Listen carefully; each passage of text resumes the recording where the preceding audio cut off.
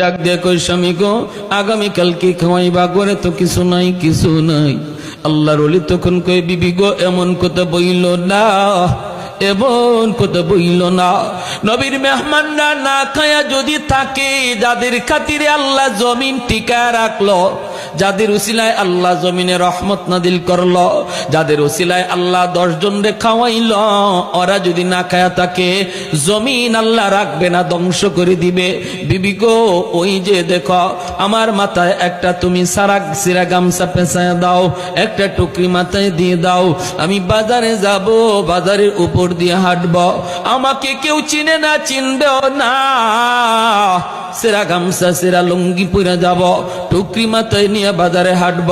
মানুষজন তরমুজ খায়া খায়া তরমুজের খোসাগুলি ফালাইছে, এই খোসাগুলি তরমুজের এই খোসাগুলি টুকরিতে উঠাব, তুমি গরম পানির ভিতরে এই খোসাগুলি টুকরো টুকরো করে সারবা। স্বামী গো সারবো তো লবণ কোথায়, মশলা কোথায়, ও স্বামী তেল কোথায়, কেমনে কি হবে? আল্লাহর ওলি কই বিবি গো ও বিবি বিসমিল্লাহ বইলা তুমি গরম পানিতে ছেড়ে দাও, তোমার তেলের কাম, লবণের কাম, মশলার কাম আল্লাহ বিসমিল্লাহর দ্বারা সব করা দিবে। আমার ভাইরা, ও যুবক, কার নেশায় তুমি দৌড়াইতেছো? কোন নেশায় তুমি পাগল? তোমার নিজের ইতিহাস তুমি একটু শুনে নাও রে যুবক।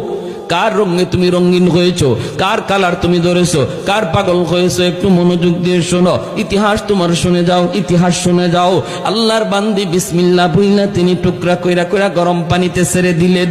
আল্লাহর ওলি তিনি তো ছাত্রদের হাদিস পড়াইতেছেন, কোরআন পড়াইতেছেন, এর ভিতরেই তারা টের পাইলেন পুরা ঘরটা একটা জান্নাতি হালুয়ার গ্রানে মুগ্ধ হয়ে গেছে, পুরা ঘরটা জান্নাতি হালুয়া।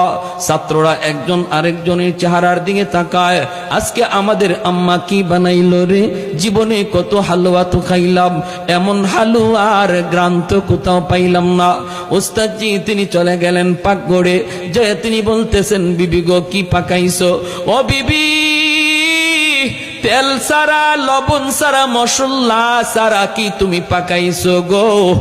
গ্রানে মনে হয় এটা দুনিয়ার কোনো হালুয়া নয়।